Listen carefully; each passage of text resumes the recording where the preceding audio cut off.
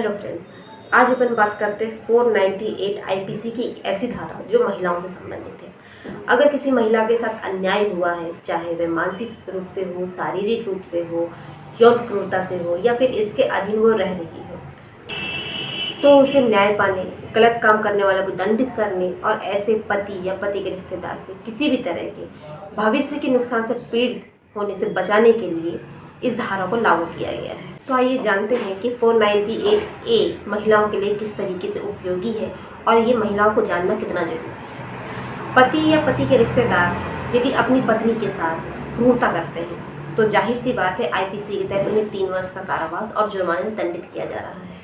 इस धारा के अनुसार यदि मैं क्रूरता को परिभाषित करती हूँ, जानबूझकर ऐसा व्यवहार करना जो शादीशुदा महिला को आत्महत्या करने के लिए या शरीर के किसी अंग या उसके जीवन को नुकसान पहुंचाने के लिए हो, वहाँ ये 498A उपयोगी है।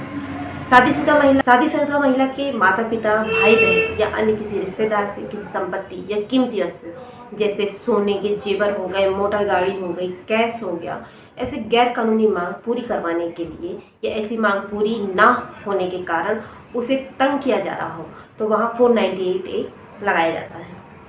क्रूरता के अन्य उदाहरण भी हमको देखने को मिलते हैं, जैसे दहेज की लगातार मांग की जा रही है, झूठी या द्वेषपूर्ण मुकदमेबाजी दायर की जा रही है, वंचित और बेकार की आदतों से क्रूरता की जा रही है, वैवाहिक संबंधों द्वारा किया जा रहा हो, गैर दहेज की मांग के लिए उत्पीड़न किया जाना, बालिका की स्वीकृति न होने की क्रूरता, पत्नी को लिंग निर्धारण परीक्षण के लिए मजबूर करना, शुद्धता पर झूठे हमलों से क्रूरता करना, बच्चों को लेकर जाने जैसी क्रूरता करना, पत्नी को चोट पहुंचाना, मारना या शारीरिक रूप से उसे चोट पहुंचाना, पति द्वारा क्रूरता या पति के रिश्तेदार, ये सारी चीज़ें क्रूरता के एक अन्य उदाहरण में भी आती हैं। धारा 498A केवल पति द्वारा या उसके रिश्तेदार द्वारा किए गए कृत्यों या चूक तक ही सीमित है। प्रासंगिक मामलों के कानून को पढ़ने से पता चलता है कि आमतौर पर माता पिता, बहनें, भाई यानी पति के तत्काल परिवार पर इस धारा के तहत मुकदमा चलाया जाता है। क्रूरता या उत्पीड़न, उस महिला को क्रूरता या उत्पीड़न का शिकार होना चाहिए।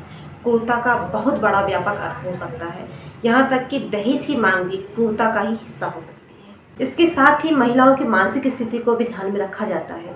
मतलब ये साबित करने की आवश्यकता है कि उसकी मृत्यु से पहले महिला को उसके पति के किसी रिश्तेदार के द्वारा दहेज की किसी मांग के संबंध में क्रूरता या उत्पीड़न का शिकार किया गया था। यह स्पष्ट रूप से दर्शाता है कि कानून ने दहेज हत्या के अपराध के लिए आवश्यक आपराधिक मना स्थिति को आत्मसात किया है। आज हमने समझा आईपीसी की धारा 498A के बारे में, जो महिलाओं के साथ होने वाली क्रूरता से संबंधित है। सो फ्रेंड्स, आज हमने समझा आईपीसी की धारा 498A के बारे में। मिलते हैं नेक्स्ट वीडियो में। जय हिंद।